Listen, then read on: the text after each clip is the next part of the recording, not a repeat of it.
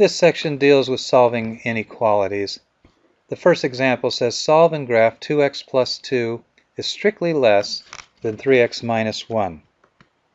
We can think of these as equations. They're actually inequalities or inequations that we're going to solve for x, and we can do the same operations that we would do with an equation. What I mean by that is if I'm trying to isolate x, I can add 1 to both sides to get rid of that 1 or subtract 2, in my attempt to get x by itself.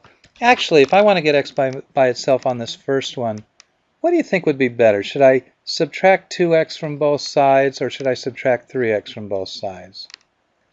If I subtract 3x from both sides, it'll get rid of the 3x over here. I'll have a minus 3x here with this 2x, and then I'll end up with a minus x. And I'd like to avoid having a negative with the variable on these inequalities. So I'm going to do the subtraction of 2x from both sides. That cancels out the 2x on the left side.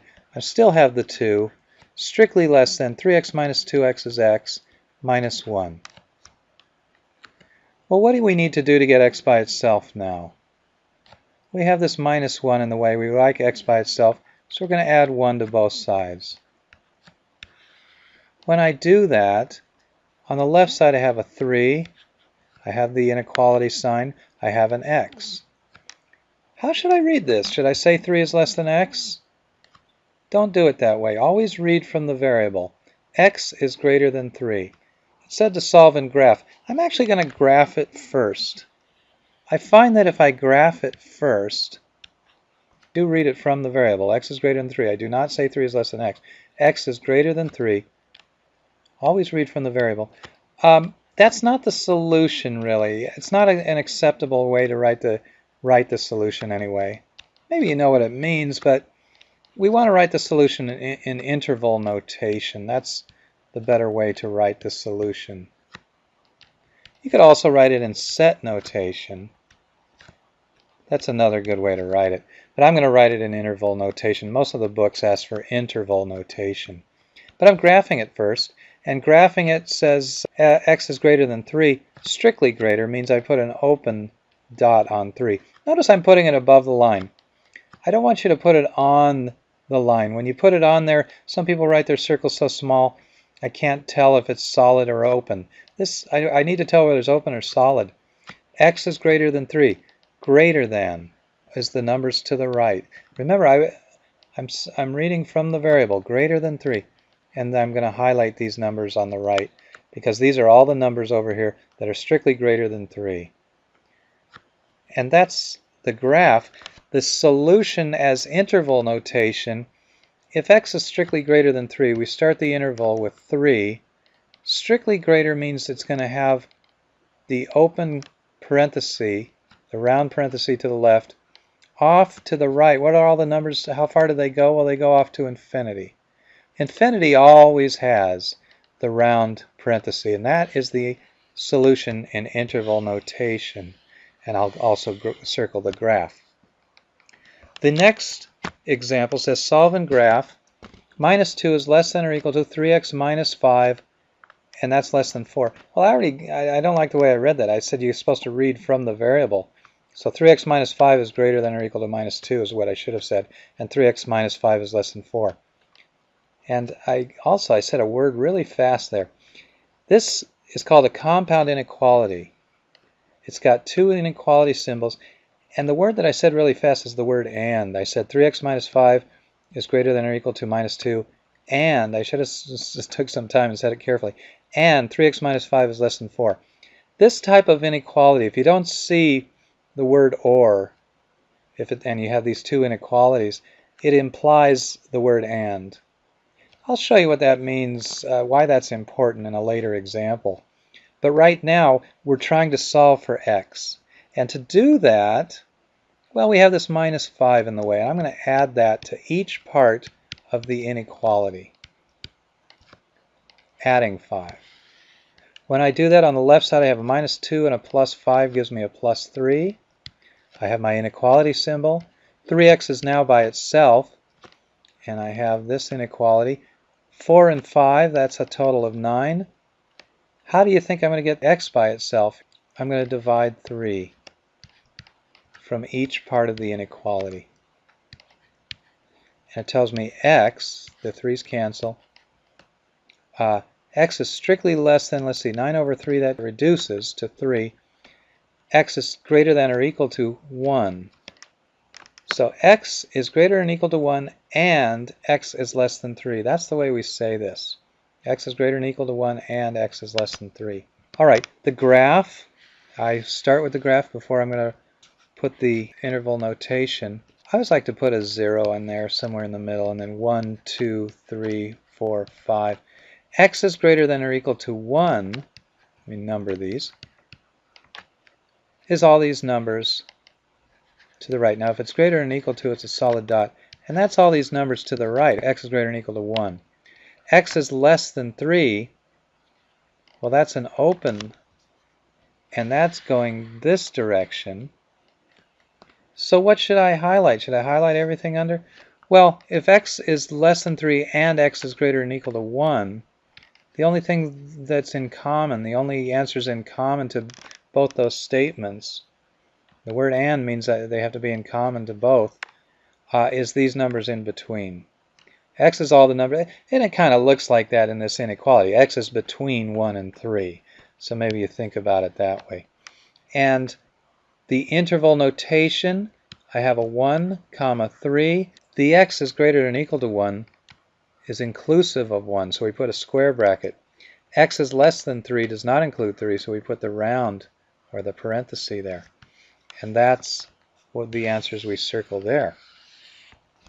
The graph. And now maybe you don't put these arrows this way, or if you do, you might be confused. What, don't I mean these two? No, I'm making it very clear. I'm highlighting just the stuff in the middle. So the only answers in the graph, shown in the graph, are the ones that are highlighted. When I put an arrow over here, that does not mean I'm including these numbers. It means I'm not including these until I highlight them. So the 4 and 5 is not in my solution set.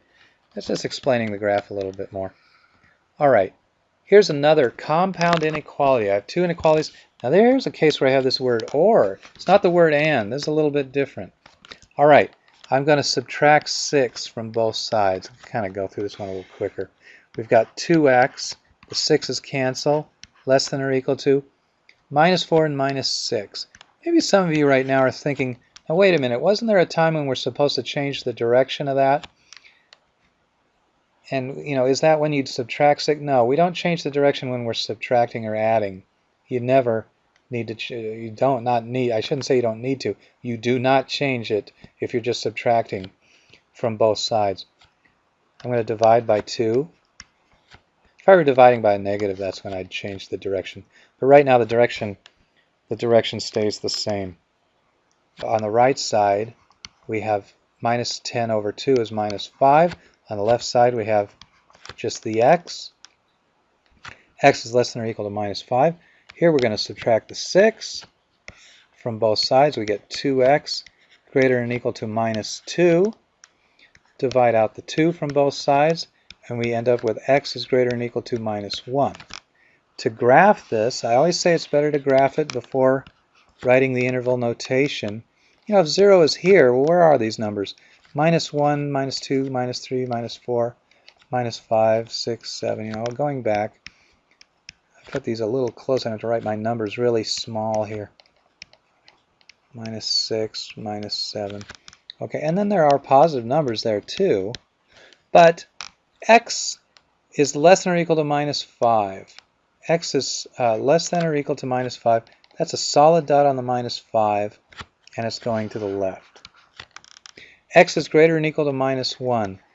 Greater than or equal to, solid dot. Greater than is the right, going to the right. These are the numbers that are greater than. And notice I'm highlighting everything here. Should I have done that? Well, the word is or. Here's some numbers that are greater than 1. Is it true that the number 2 is less than or equal to minus 5? It's not true. But the word is or, so the fact is the solutions only have to fit one of these. They don't have to fit both. If it said and, they'd have to fit both. 2 is greater than minus 1, so therefore it is in my solution set. In other words, is 2 greater than -1 or less than or equal to 5, it's one or the other. And therefore, I'm able to include that. The interval notation in this case, we have a -5 inclusive, gives the square bracket. How do you write it from here? Do I put infinity? You got to put minus infinity. And infinities always have the round bracket. The word or gets this union symbol. And then we have -1 to the right. And that's all the numbers to the right. That goes off to positive infinity. And so that gets the round bracket. This is my solution. I probably should have just circled the whole picture here. But that's the interval notation and the graph. Suppose we had, this is just completely separate. I want to show you the difference between and or. If they said graph, x is less than or equal to -5, and x is greater than or equal to -1. How would that graph look different than the graph we had with the word or? Well, I'd still try to start it the same way. I've got -5 here somewhere, and over here to the other side, to the right of -5 is -1. You know, I've got my solid dot because it says greater than or equal to on each of these. And it's still true that x is less than -5 looks like this, and x is greater than or equal to -1 looks like this. So what should I highlight? You know, this graph isn't really saying much right now. I haven't filled anything in. Should I fill the numbers in between? If I had a number in between, like for instance -4 is in here somewhere, should I highlight the numbers in between? Is -4 in the solution set? Is -4 less than or equal to -5? Well, it's not. And could I say -4 is greater than -1? No. So you wouldn't be highlighting the numbers in between. Okay, well, should I highlight these to the right? I have 0 over here. Is it true that 0 is less than or equal to -5 and 0 is greater than -1? Well, 0 is greater than -1, but I can't say 0 is greater than -1 and 0 is less than -5. So it's not correct to highlight any of this stuff over here. In fact, it's not even correct to put the solid dot on -1, because -1 does not fit this case and this case. It does fit this case alone. You know, -1 is greater than or equal than or equal to -1, but -1 is not less than or equal to -5, and it said and, it has to fit both of these, the solution set. And similarly, we're going to have to get rid of all of this, because anything over here doesn't fit both. There's my graph. In other words, my graph is an empty graph, and the solution, I really don't like using the word no solution in this case. There's no real numbers in the solution, I can say that. The empty set is a good way to express the solution. The null set. These are ways we write the solution. We write the answer. And the graph is just a graph with nothing on it. Let me clean that up a little bit. But yeah, there's nothing on that graph. And that's how these inequalities work.